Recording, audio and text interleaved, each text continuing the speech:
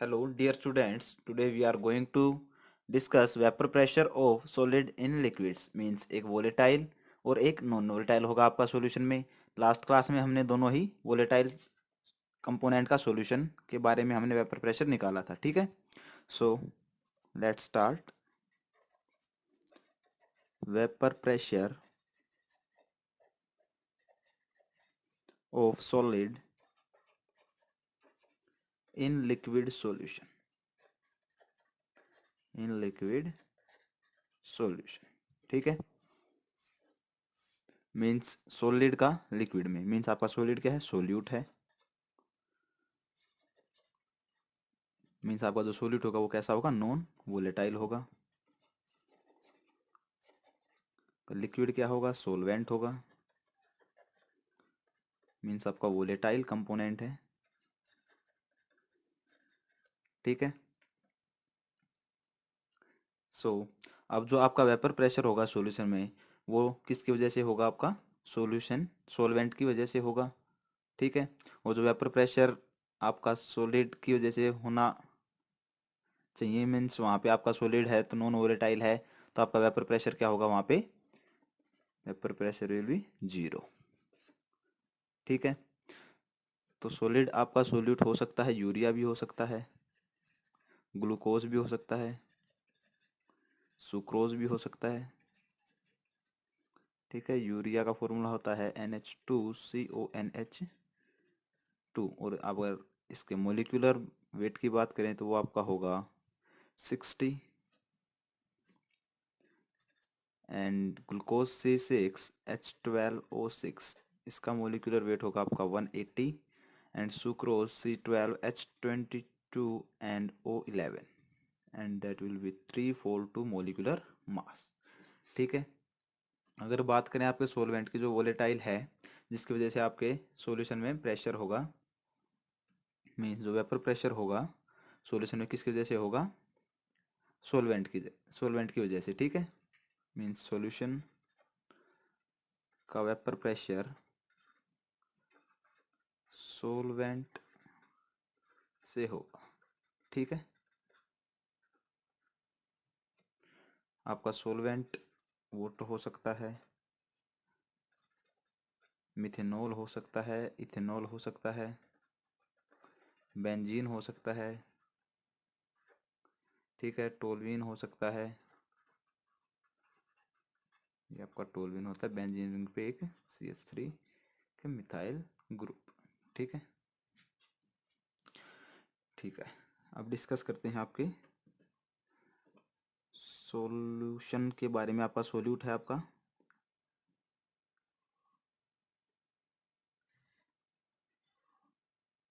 ये आपका सोलवेंट है। सोलवेंट को हम A से डिनोट करेंगे और आपके सोल्यूट को हम B से डिनोट करेंगे, ठीक है। तो यहाँ पे आपके A के मोलिक्यूल होंगे, आपका A का सॉल्यूशन है तो A के मोलिक्यूल प्रेजेंट होंगे। और जो वेपर प्रेशर होगा वो A के मोलिक्यूल की वजह से ही होगा, ठीक है। मीन्स जो आपका P नोट A आपका क्या है यहाँ पे, partial vapour pressure for pure A solution, ठीक है। ये आपका वोलेटाइल सोलवेंट है, वोलेटाइल सोलवेंट। मीन्स यहाँ पे आपका vapour pressure of pure A present होगा, जो कि है आपका P नोट ए, ठीक है। नोट मीन्स यहाँ पे अकेले ए का प्रेशर होगा, ठीक है, प्लस बी। बी आपका नॉन वोलेटाइल सोल्यूट है, तो इसकी वजह से कोई प्रेशर आपका अप्लाई नहीं होगा। लेकिन अगर बी इंक्लूड हो रहा है किसमें, ए के साथ मिलके सॉल्यूशन बना रहा है, तो वो इफेक्ट करेगा ए के वेपराइजेशन रेट को, ठीक है। कैसे करेगा देखते हैं। ये आपका सॉल्यूशन बना, क्लोज कंटेनर है, ये आपके ए थे और बी भी कहीं कहीं प्रेजेंट आपका होगा, ठीक है।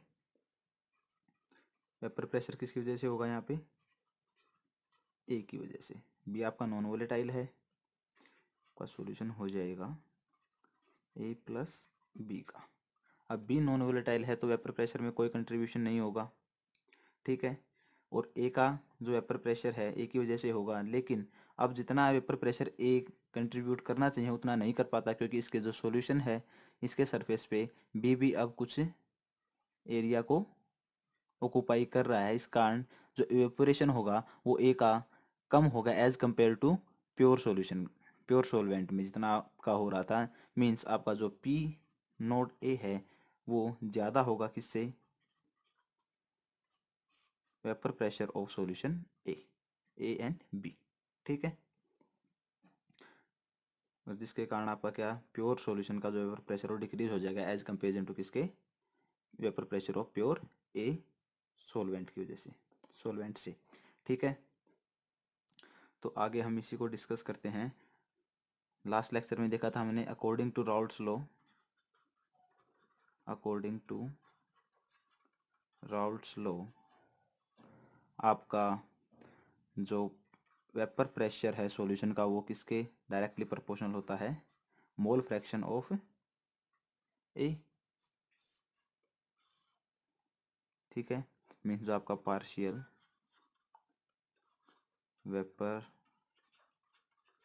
Pressure of solution due to volatile compound, volatile component means आपका वोलेटाइल कंपोनेंट कौन सा है यहाँ पे, A, is directly proportional to, is directly proportional to mole fraction, to mole fraction of that compound, that component। ठीक है, according to Raoult's law जो partial vapour pressure of the solution due to volatile component is directly proportional to mole fraction of the component, means जो आपका partial vapour pressure होगा किसी भी solution का वो डायरेक्टली प्रोपोर्शनल होगा उसके मोल फ्रैक्शन से। ठीक है,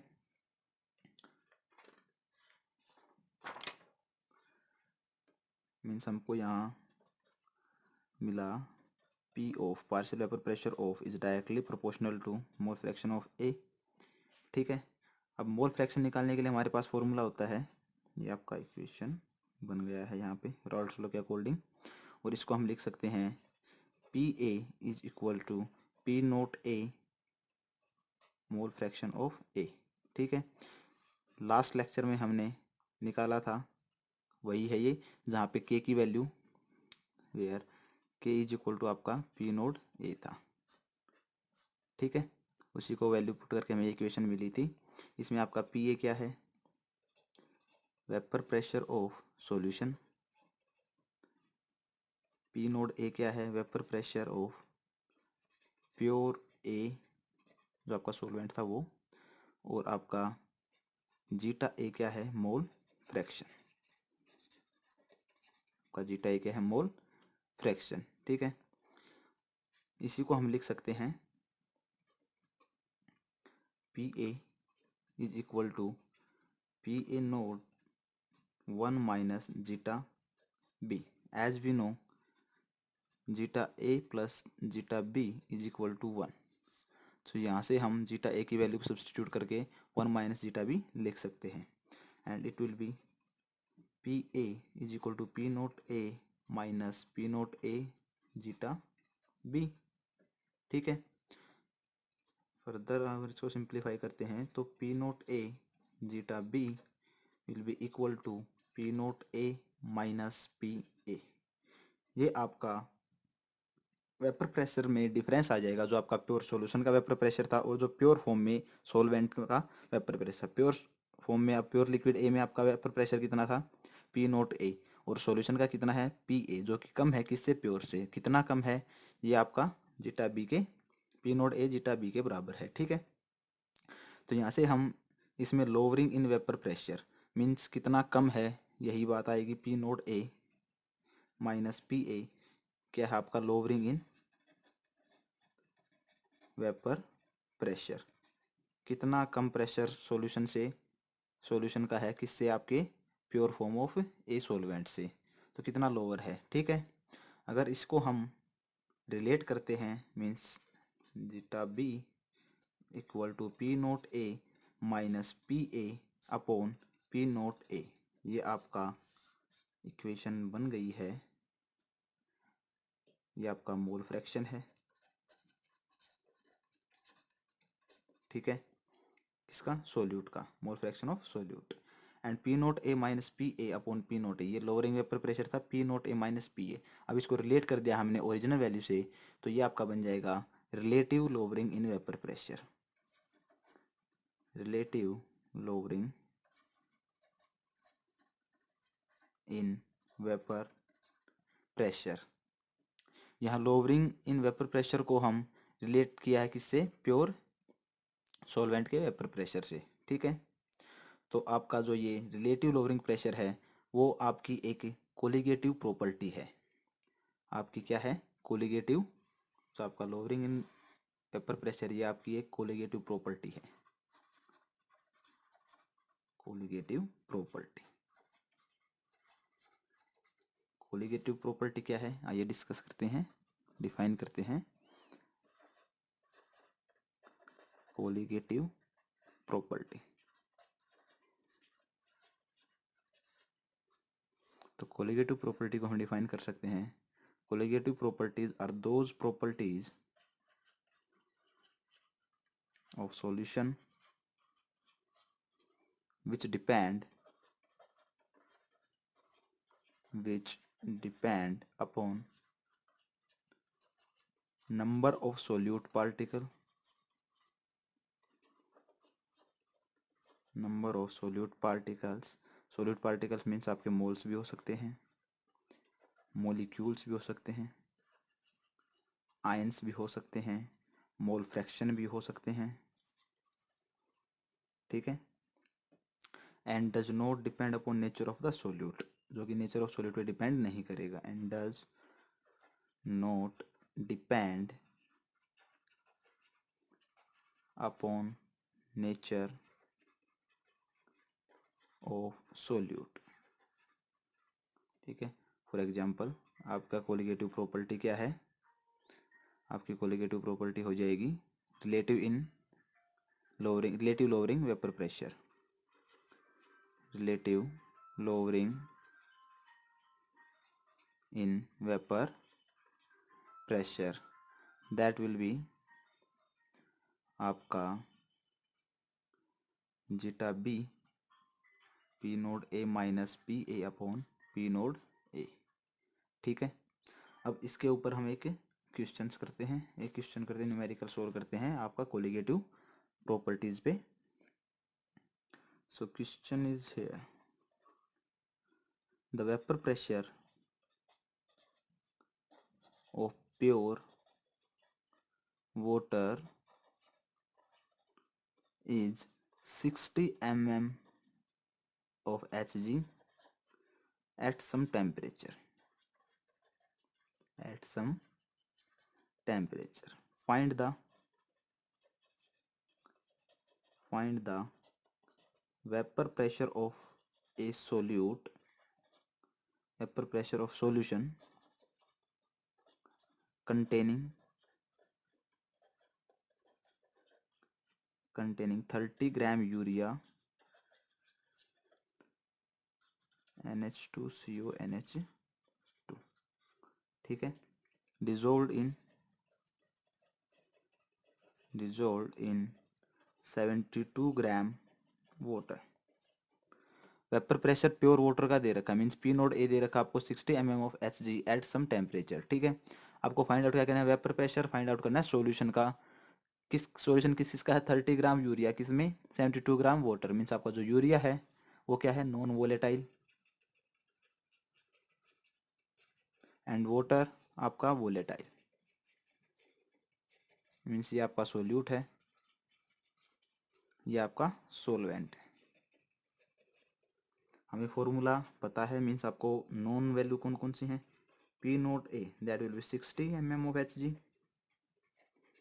P A vapour pressure of the solution, ये हमको फाइंड आउट करना है, ठीक है। So according to formula P node A minus P A upon P node A is equal to zeta B. तो नंबर ऑफ मोल्स या mole fraction निकालने के लिए हम नंबर ऑफ मोल्स निकालेंगे किसके, यूरिया के एंड वाटर के। So number of moles will be equal to given mass upon molar mass. तो number of moles and urea की हम निकालेंगे, मास कितना गिवन है 30 और मोलिकुलर मास यूरिया का होता है 60 and that will B 0.5। NH2O water का हम निकालेंगे, दैट विल बी गिवन है आपका 72 एंड मास होता है आपका molecular mass 18 and that will B 4। So mole fraction of urea will be 0.5 upon 4 plus 0.5, that will be 4 upon 4.5 and it will be 1.1 upon 9। ठीक है, तो अब वैल्यूज को पुट करके हम सॉल्यूशन निकाल लेते हैं। that will be 60 minus PA upon 60 is equal to 1 upon 9, 3 3 is 320 and that will be 180 minus 3 PA equal to 20 and that will be PA is equal to, ये आपका आ जाएगा 3 PA is equal to 160 and that will be